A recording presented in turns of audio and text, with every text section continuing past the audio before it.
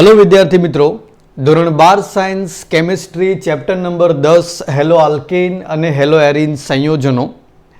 હવે એમાં આપણે હેલો આલ્કેન સંયોજનો જે છે એની બનાવટ ગયા લેક્ચરમાં જોઈ અને હવે આપણે શરૂઆત કરવાની છે હેલો એરિન સંયોજનોની બનાવટ.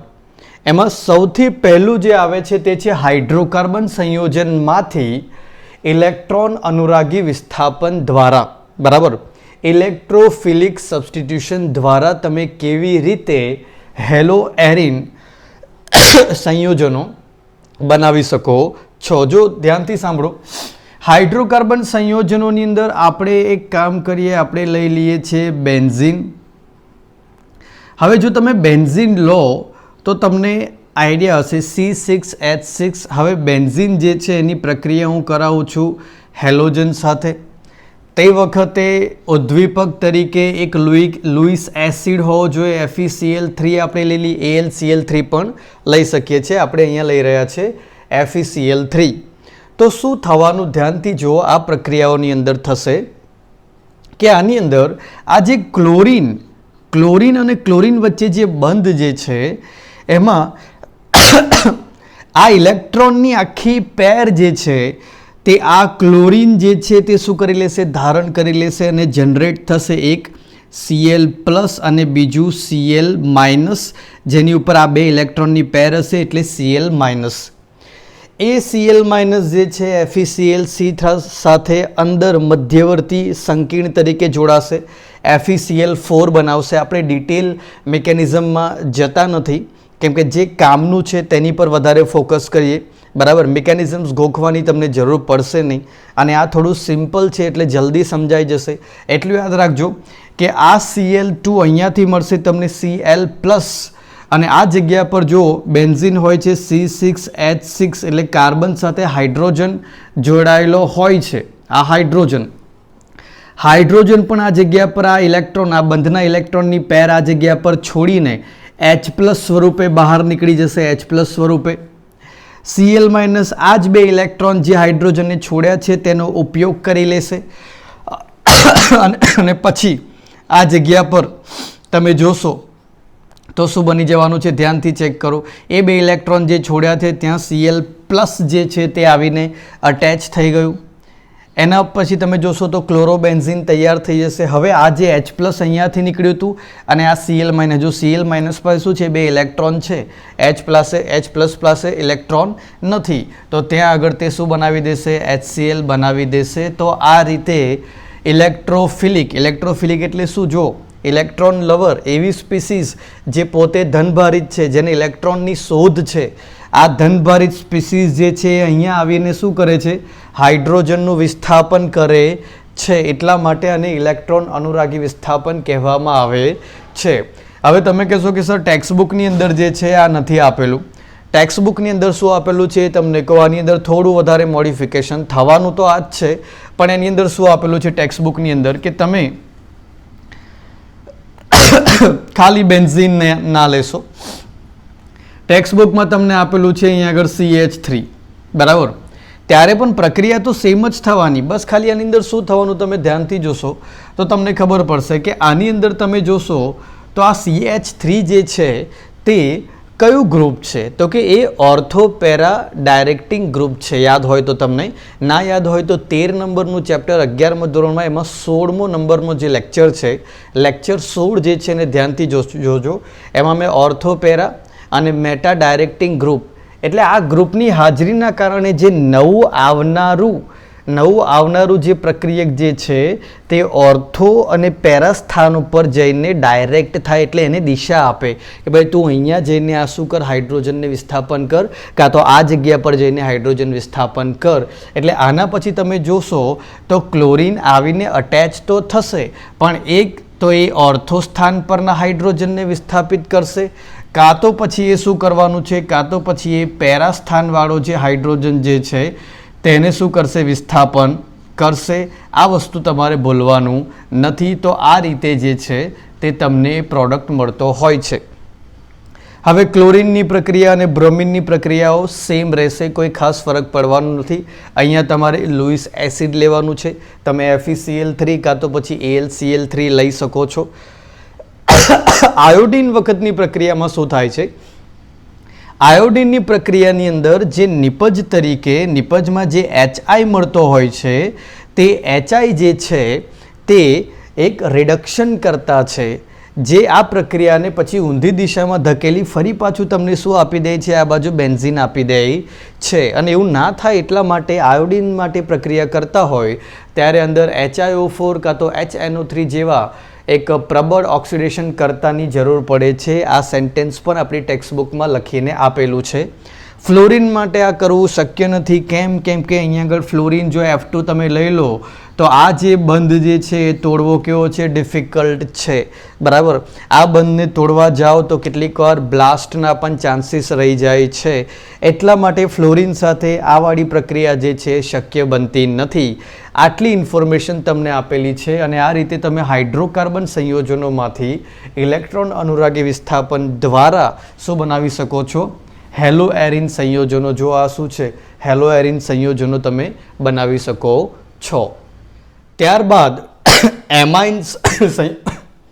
એમાઇન સંયોજનોમાંથી આપણે હેલો એરિન સંયોજનોની બનાવટ જોઈશું, જેને સેન્ડ-મેયર પ્રક્રિયાના નામથી પણ ઓળખવામાં આવે છે. અને બોર્ડ અને JEE બંને એક્ઝામના પોઈન્ટ ઓફ વ્યૂથી જો તમે જુઓ તો આવાળી જે પ્રક્રિયા જે છે તે એક IMP પ્રક્રિયા તરીકે બનીને રહેશે.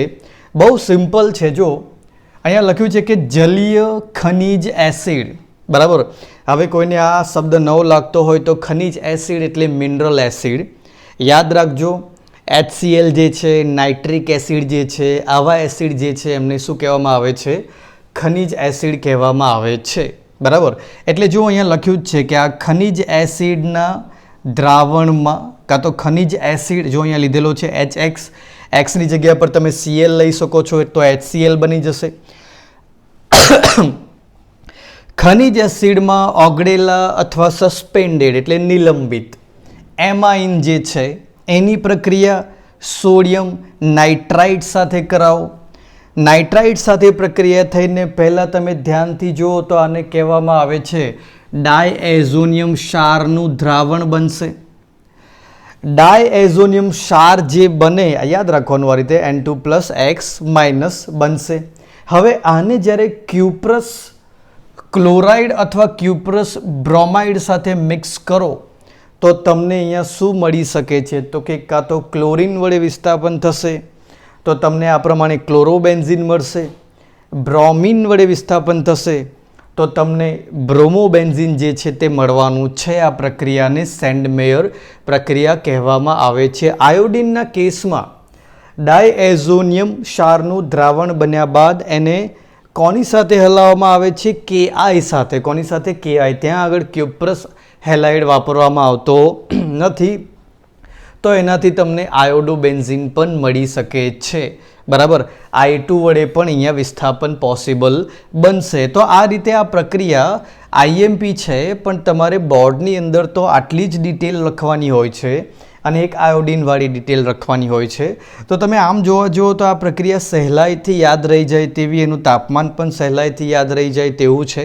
એટલે તમારે આનું મિકેનિઝમ ગોખવાની કોઈ જરૂર નથી. તેમ છતાં હું તમને બધાને કેવી રીતે આ પ્રક્રિયા જે છે તે આગળ વધે છે અને કેવી રીતે અહીંયા સુધી આ પહોંચે છે, ક્લોરોબેન્ઝીન બને છે કે પછી બ્રોમોબેન્ઝીન બને છે, એનું મિકેનિઝમ જે છે ડિસ્કસ કરીશ. પણ જે છોકરાઓ બોર્ડ ગુજસેટ માટે વધારે ફોકસ છે, પ્લસ JEE નીટની પણ વાત કરું છું કે એની અંદર પણ તમને મિકેનિઝમ્સ લેવલ પર તો પૂછતા નથી જ, તમારા બેસિક ફંડામેન્ટલને ચેક કરવામાં આવતું હોય છે. એટલે આ રીતે તમારે સેન્ડ-મેયર પ્રક્રિયા તૈયાર કરવાની છે અને ત્યારબાદ પછી ડિટેલમાં આપણે શું જોઈએ તેનું મિકેનિઝમ જોઈએ. પહેલાં આને તમે શું કરી લો? નોટ કરી લેજો. હવે આપણે સેન્ડ-મેયર રિએક્શન જે છે તેનું મિકેનિઝમ સમજી લઈએ. જો સાંભળો, ધ્યાન આપજો, બહુ સિમ્પલ છે કે સૌથી પહેલાં તો શું થવાનું છે તો કે સોડિયમ નાઇટ્રાઇટ અને મિનરલ એસિડ, ખનિજ એસિડ અહીંયા લીધું છે HBr, એની વચ્ચે પ્રક્રિયા થશે.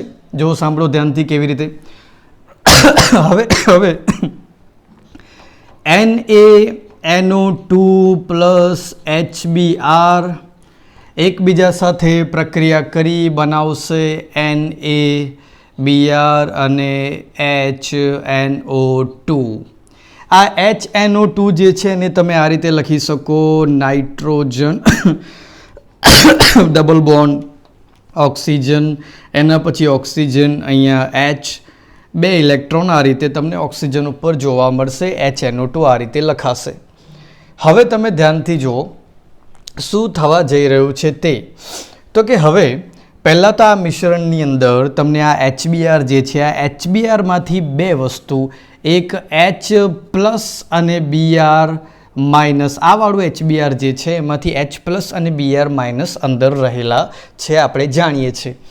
અહીંયાથી મળશે તમને H પ્લસ, H પ્લસ જે છે, જો H પ્લસ જે છે ઇલેક્ટ્રોન વગર આવી રહ્યો છે, અહીંયાથી H પ્લસ આવશે. આ બંને ઇલેક્ટ્રોનની જોડીને યુઝ કરશે, અહીંયા ઓક્સિજન સાથે જોડાઈ જશે. અહીંયાથી આ 2 ઇલેક્ટ્રોનની જે પેર જે છે તે ઓક્સિજનને મળી જશે અને આટલો ભાગ જે છે તે અલગ થઈ જશે. એ કહેવાશે N પ્લસ. જો એક ઇલેક્ટ્રોન આમ નીકળી ગયો છે એટલે N plus double bond oxygen, બરાબર. આ અહીંયા આગળ એક આયન તૈયાર થશે અને આ ધ્યાનથી જોશો તો H2O જે છે તે અહીંયાથી અલગ થઈ જશે. એટલે સૌથી પહેલાં તો આ બની રહ્યું છે. પછી આ જે નાઇટ્રોઝિયમ આયન જે છે, આ વાળું જે આયન જે છે એ સીધું અહીંયા આગળ તમારું આ જે એમાઇડ જે છે એની ઉપર શું કરવાનું છે, અટેક કરવાનું છે. એ અટેક તમને બતાવું, જો એ આપણે ડ્રો કરીએ તો એ આ રીતે આપણે ડ્રો કરી શકીએ. સૌથી પહેલાં તો આ રીતે આપણે જે આ એમાઇડ જે છે એને આપણે શું કરી દઈશું, બતાવી દઈશું. NH2 બોન્ડ બતાવવાનો, અહીંયા 2 ઇલેક્ટ્રોન આ નાઇટ્રોજન ઉપર હોવાના, આટલું બધા જાણો છો. ના જાણતા હોય તો 12મા નંબરનું જે ચેપ્ટર જે છે 11મા ધોરણનું એ એકવાર રિફર કરી લેવું તો તમને આનો અંદાજ આવી જશે. હવે જો આ વાળું જે આયન જે છે એ અહીંયા આગળ આની સાથે જોડાશે, N plus double bond oxygen જોડીએ છે આપણે. જો આ બંને વચ્ચેની પ્રક્રિયાથી તમને શું મળી શકે, તો કે સૌથી પહેલાં આ પ્રમાણે આ રિંગ જે છે એ તૈયાર કરી દેવાની. સૌથી વધારે ટાઈમ આ રિંગ જ દોરવામાં બગાડતી હોય છે. જો સાંભળો, આને આ રીતે બતાવી શકું. અહીંયા નાઇટ્રોજન, એની બાજુમાં હાઇડ્રોજન, ઉપર હાઇડ્રોજન, કેમ કે મારે આ NH2 બતાવવાનું છે એટલા માટે. અને બીજું આ જે 2 ઇલેક્ટ્રોનની પેર હતી એ પેરનો ઉપયોગ કરીને આ વાળો નાઇટ્રોજન આ વાળા નાઇટ્રોજન સાથે જોડાઈ ગયો. આ જગ્યા પર ડબલ બોન્ડ ઓક્સિજન.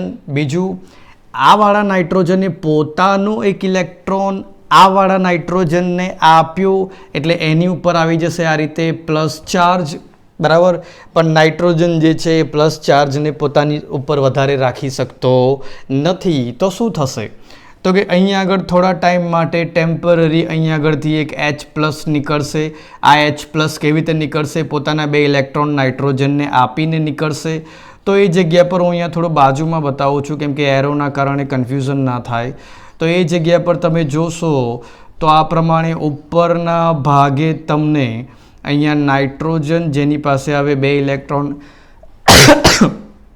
આવી ગયા છે, એની ઉપર એક હાઇડ્રોજન આ રીતે હતો, બાજુમાં નાઇટ્રોજન ડબલ બોન્ડ ઓક્સિજન. જો ઇલેક્ટ્રોનના આવવાના કારણે આ N પ્લસ જે છે હવે નીકળી ચૂક્યું છે. પછી થોડી ને ફેર ગોઠવણ થાય છે, રીઅરેન્જમેન્ટ આપણે એને કહી શકીએ. આમ તો ટોટોમરિઝમ કહેવાય, પણ અત્યારે એની અંદર એને એડ કરવાની જરૂર નથી, બરાબર. સમજવા પૂરતું તમે એવું સમજો કે અહીંયા બોન્ડનું થોડું શિફ્ટિંગ થશે. શું થવાનું છે જો ધ્યાનથી આ બાજુ કે આ જગ્યા પર તમે અહીંયા જોશો તો આને આપણે આ એક ડબલ બોન્ડ, આ ડબલ બોન્ડ, આ ડબલ બોન્ડ, આ નાઇટ્રોજન જે છે એની 2 વાળી પેર તો ખરી જ.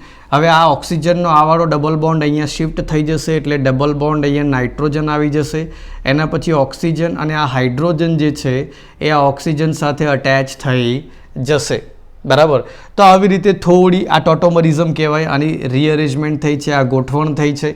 ટોટોમરિઝમ વિશે ડિટેલમાં ચર્ચા આપણે લોકો આની આગળના ચેપ્ટર્સની અંદર કરીશું. પણ જો સૌથી પહેલાં આ બનતું હોય છે, 1 મિનિટ, હાઇડ્રોજન આવી જશે એટલે આ જગ્યા પર H થઈ જશે. હવે શું થશે? હવે જે ટેમ્પરરી આ H+ નીકળ્યું હતું, ફરી પાછું H+ જે છે એ અહીંયા આવી.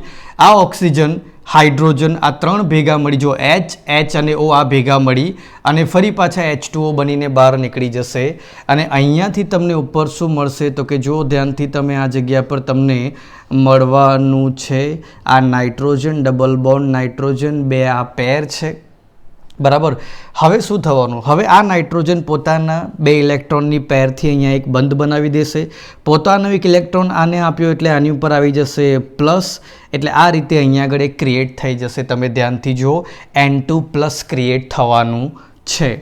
અને એના પછી એની સાથે આ જો આ HBrનું આ જે Br- જે છે તેના જોડાવાથી આ જે છે કન્વર્ટ થઈ જશે શેની અંદર? જો ધ્યાનથી આ N2+, કેમ કે આ ઉપર પ્લસ તો છે જ, અને આ જગ્યા પર Br-, યાદ કરો આ પેલું X- જે છે તે. તો આ પ્રમાણે પેલું જે ડાયએઝોનિયમ ક્ષાર જે છે એ તૈયાર થતો હોય છે. અને પછી તો તમે જાણો જ છો કે પછી આની અંદર તમે આની પ્રક્રિયા કરાવશો Cu2Br2 બ્રોમાઇડ સાથે, તો તરત જ તમને એના પછી જે છે તે શું મળી જવાનું છે? એની અંદર તમે ચેક કરશો તો તમને આ જગ્યા પર Br જે છે મળી જશે અને N2 જે છે તે સેપરેટ થઈ જવાનું છે.